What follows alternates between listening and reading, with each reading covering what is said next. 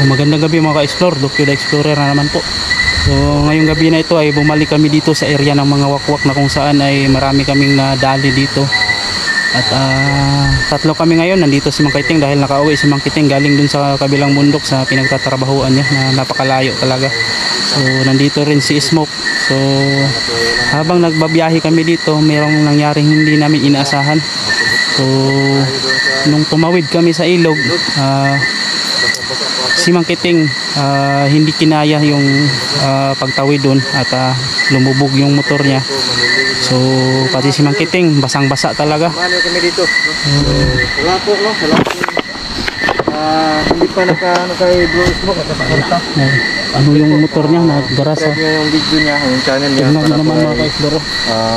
Basang-basa talaga. Basang-basa talaga ako. Hanggang ulo. Para update kasi yung mga video nila. Basang-basa si Mang Kiting. So hindi talaga inasahan. Hindi inasahan. yung cellphone ko, bro. So nako, pag nasira yan, nako, lagot. Lagot na talaga. Hindi na ako makasama sa inyo, bro. Wala ka ng cellphone. So ngayon lang talaga ako nakabalik explore. Oh, ilang araw ka rin din nakapag-explore, bro. Malapit na buwan. Ha? Isang buwan? Oh, malapit na. Uy. Isang buwan. So si Smoke yung nakasama ko nung nakaraan, nag-explore kami. Nababasa yung itlog ko. Sobrang ginaw. Basang-basa pa yung ulo ko. So yun mga ka-explore. Bro. Handa ka na, bro? So dyan po nagpupunta sa taas. Paakyat na kami dito sa area ng mga wakwak. Puntahan mo naman taas sa taas yun. Kasi siguro hindi lang Nagmumotor kami dito mga ka-explore. So pati yung mga pik-pik. ito yung motor ko. So pa yung Felix natin. kasi kung maglalakad kami mula doon ay napakalayo at matagal, baka abutin kami ng madaling araw dito. So ang oras nga pala ay taas po tayo. plus 9 na. Ano? 9:09. Dahil kapag ganitong motor na, kapag matumba, sobrang bigat na talaga. Hindi mo talaga mapigilan. Kapag yung jowa mo, kapag iiwan ka, hindi talaga mapigilan.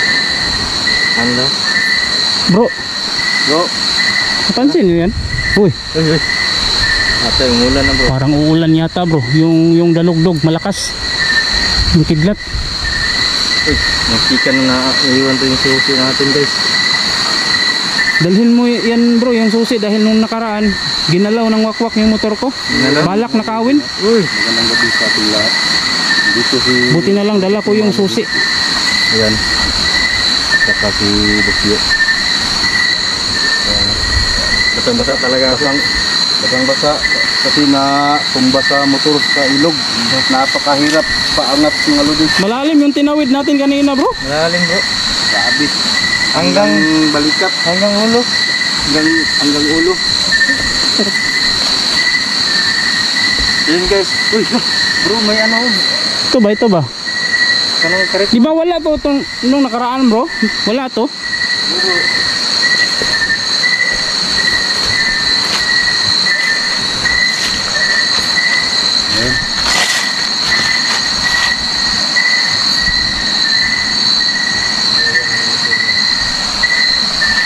Para saan ba to, bro? Pinagtataka, di ba ano to Mang Kiting, yung pugon, yung pinaglulutuan ng kupra. Ano yan, bro? Pero wala kang, di ba, tingnan mo naman, oh. Oh, pero walang niyog dito. Walang niyog, wala ding bunot, walang bagol, walang bakas ng niyog, pero meron silang niluluto dito. Kanino kaya to, no? Lagayan ng ano, parang lagayan ng kupra. Yung pinasok ni Dokyo sa lalim. Ano, puso may nakita ko parang ano. Sarap pa naman nito, bro. Andyan, marami ito. Kunin ko yan mamaya. Isa lang. Marami pa yan. Andun ba? Marami. Bro, parang umuulan na yata, bro. Tara, akyat tayo. Wala pa yata. Para tayong dalang silok yun. Okay, akyat tayo. Okay tayo. Diyan natin yung mga motor. Ang daming mga load yun. Angat. Grabe. Ganito na talaga tayo. Kasi hindi pa ako hindi ko inasahan ba na mag-i-close labor loob ko ngayon. Kaya hindi ko nasuot yung buta. Kasi sumibat lang ako sa trabaho. Kaya hindi pa ako nagpaalam sa O ano yan bro? Sobrang dulas. Ha? Sobrang dulas. Hindi pa ako nagpaalam sa tinulidyan namin. Kaya siguro bukas baka makahalitan sa tayo.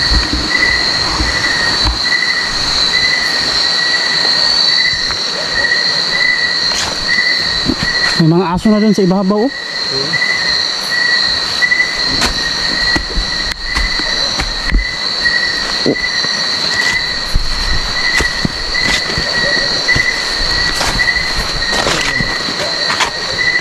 Dami ng gas.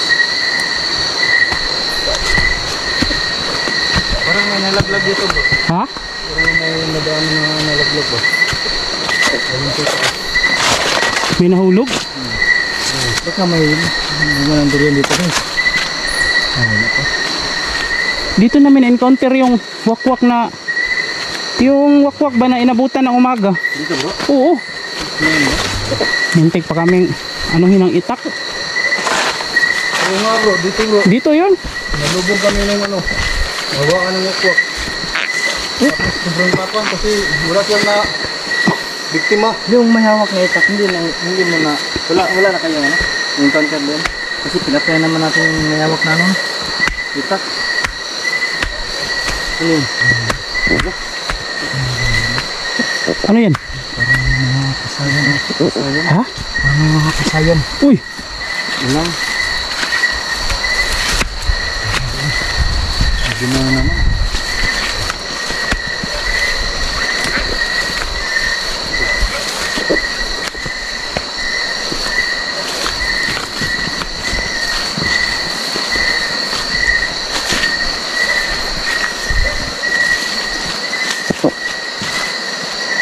Wala pa tayo kakaibang dinig ng kadol dito sa gubat na ito.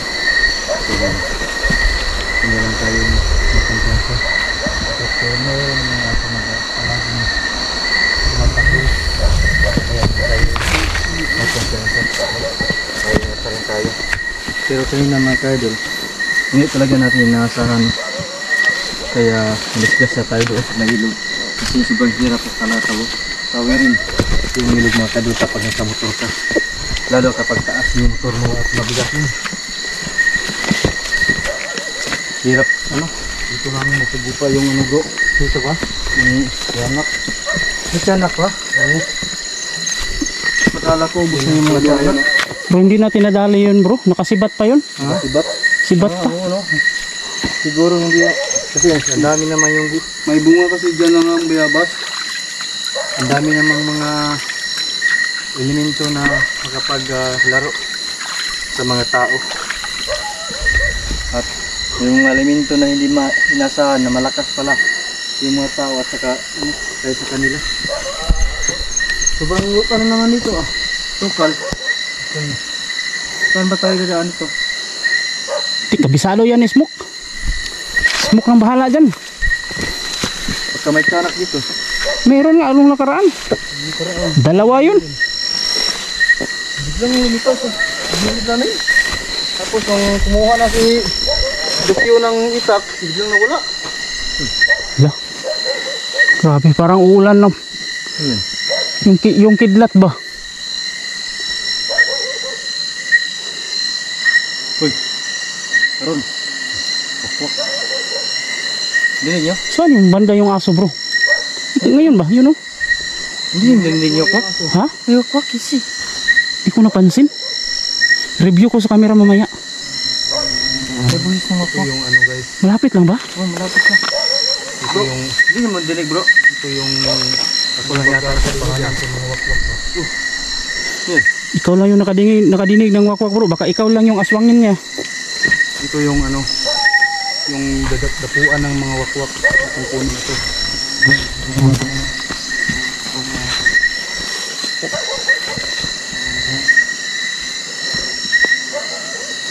Silabasan na naman yung mga putyukan no?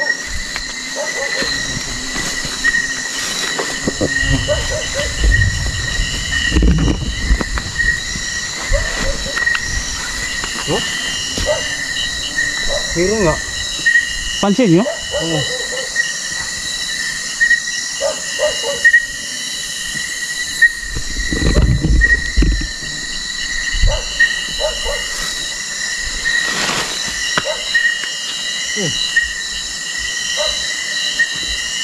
Meron nga bro. Ha? Meron na. Bro, yung bahay bro, baka nagbalik yung wakwak. Ito may tao dyan. Kasi ano, malinis. Dito yung wakwak na ano. Wala siya nahuli ng gabi. Pagka ganap sa ano.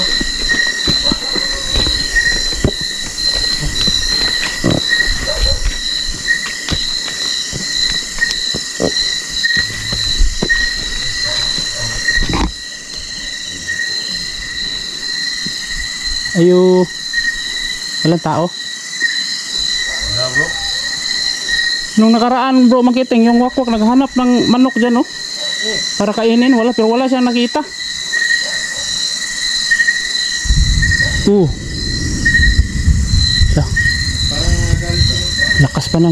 Lakas ng kidlat bro. Parang bubundak na yata yung ulan ngayon ah. Yeah bro. Ayun oh.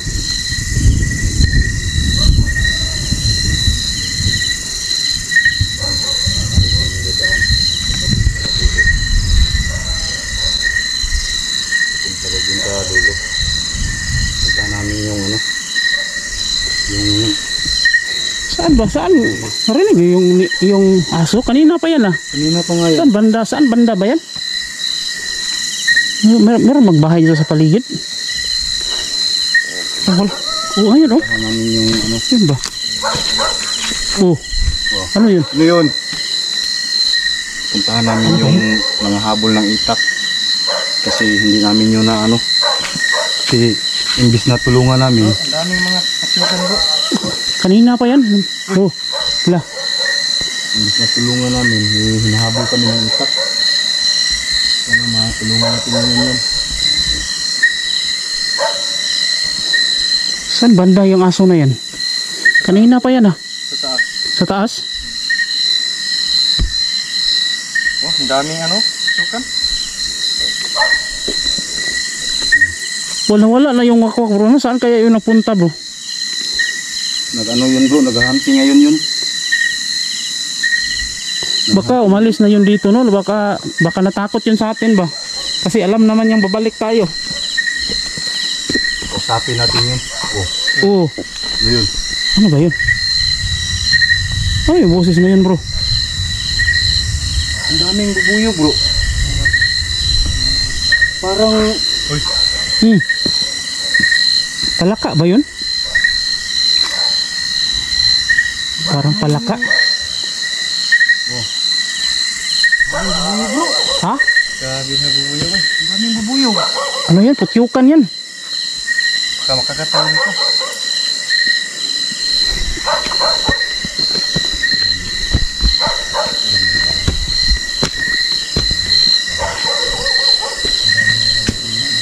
Ilang pa dyan kasi gabi.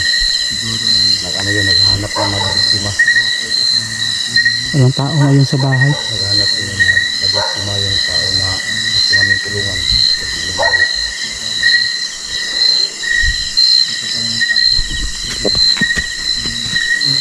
Ang habol ng itak kasi. Matulas dito ngayon no? Ulan kasi.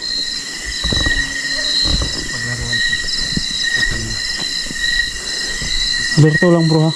Hindi natin alam kung pinapanood niya lang pala tayo dito sa paligid. Kaya nga bro. huwag lang tayong kumpiyansa. Baka akala natin ba wala siya. Pero nandito lang pala. At sugurin tayo ng patalikod. Nakakita na sa atin yung nasa baba pa tayo. Oo, alam na niya. Oo. Siguro nagtago lang ba? Nagtago na yun. Tingnan niyo si yung mga lodi. Basta lahat ang suot niya. Maliban lang sa sombrero. Kasi yung motor ay akala niya mababaw. Ngayon pagkaapat niya malalim sila. Nagpas na ako.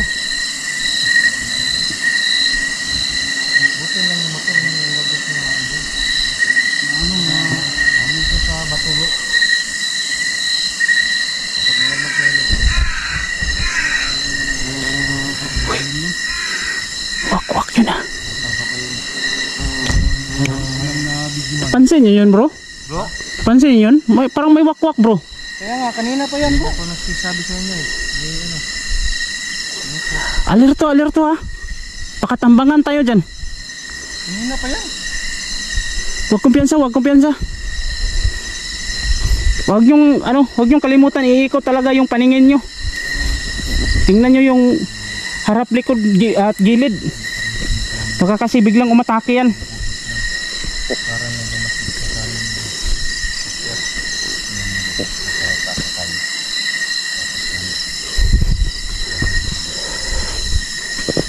Ito mag-ingat tayo guys, kahit malakas pa tayo.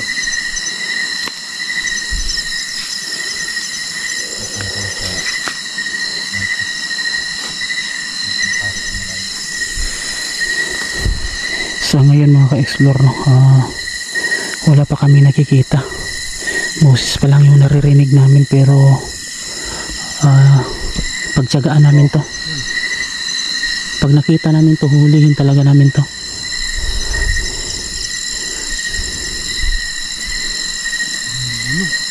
Bro, lupad na bro. Ha? Ha? Asa? Uy, ang laki. Uy. Ang laki. Ang laki ng pakpak. Hindi kaya yun yung gabay? Sigurado. Yan yung ano niya, dahil yung wakwak naman ay tao. So meron siyang, ayun oh, ang laki oh. Ayun oh, lipad-lipad talaga. Nagmamana na tayo ng gabay. So kapag mayroong wakwak sa itaas na ibon, ibig sabihin mayroong yung wakwak na tao ay nandito lang yan sa ibaba. So posibleng nagtatago yan. So dapat alerto talaga. Kasi nandun sa ibabaw yung ano niya. Alerto ah.